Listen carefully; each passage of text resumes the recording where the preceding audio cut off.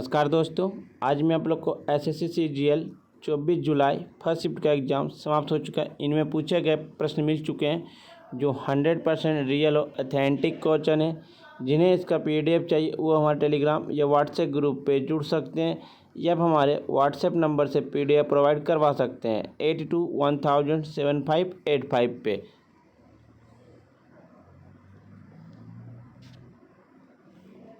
पहला प्रश्न पूछा गया था, भारत की सबसे बड़ी झील कौन सी है? भारत की सबसे बड़ी झील चिल्का झील है।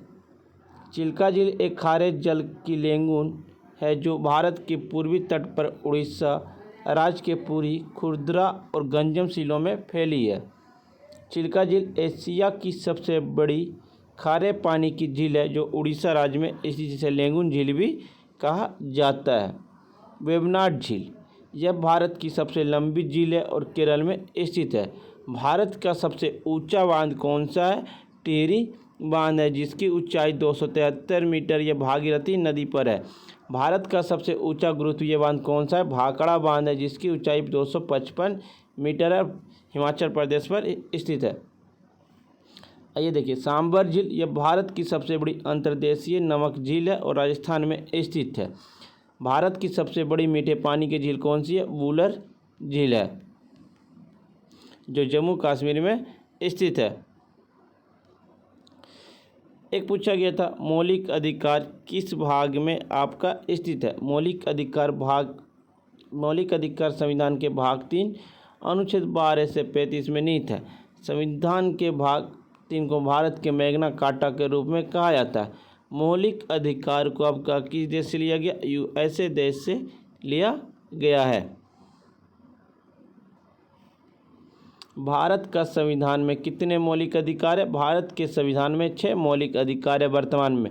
पहला मौलिक अधिकार आपका समानता का अधिकार जो अनुच्छेद 14 से 18 तक है। दूसरा मौलिक अधिकार आपका स्वतंत्रता का अधिकार अनुच्छेद 19 से 22 है। तीसरा मौलिक अधिकार शोषण के विरुद्ध अधिकार अनुच्छेद 23-24 है। चौथा मौलिक अधिकार धर्म की स्वतंत्रता का अधिकार अनुच्छेद 25 से 28 है। छठा आपका सांस्कृतिक और शैक्षिक अधिकार पाँचवा संस्कृति को शैक्षिक अधिकार अनुच्छेद 29 और 30 है। संवैधानिक उपचार का अधिकार अनुच्छेद 32 है। मूल रूप से संविधान में संपत्ति का अधिकार अनुच्छेद 31 भी शामिल था, लेकिन इसे 44वें संविधान संशोधन अधिनियम 1978 के द्वारा मौलिक अधिकार की सूची से हटा दिया गया था। इसे वर्तमान में संविधान के भाग 12 में अनुच्छेद 301 के तहत कानूनी अधिकार बना दिया गया। इस संपत्ति के अधिकार को हटाया गया था। भारत के उस समय प्रधानमंत्री मोरारजी देसाई थे। वुड डिस्पैच किस वर्ष आया था? वुड डिस्पैच 1854 ईस्वी में आया था। वुड का घोषणा पत्र Magna carta of English education in India के रूप में प्रसिद्ध है। जुलाई 1854 में वुड का घोषणा पत्र आया जब sir Charles Wood board of control के अध्यक्ष थे। वुड के डिस्पैच के बाद ईस्ट इंडिया कंपनी के द्वारा उठाए गए महत्वपूर्ण कदम है। 1857 ईस्वी में कोलकाता, बम्बई और मद्रास में नए संस्थान स्थापित किए गए। सभी प्रांतों में शिक्षा विभाग की स्थापना किए गए थे। अंग्रेजी शिक्षा का प्रचार। एक पूछा गया था, अंतर्राष्ट्रीय ओलंपिक समिति का गठन कब हुआ? 23 जून 1894 ईस्वी को हुआ था। पहला आधुनिक ओलंपिक 1896 में एथेंस में हुआ था और इसमें 13 देश के 280 प्रतिभागियों ने 43 आयोजन में भाग लिया था।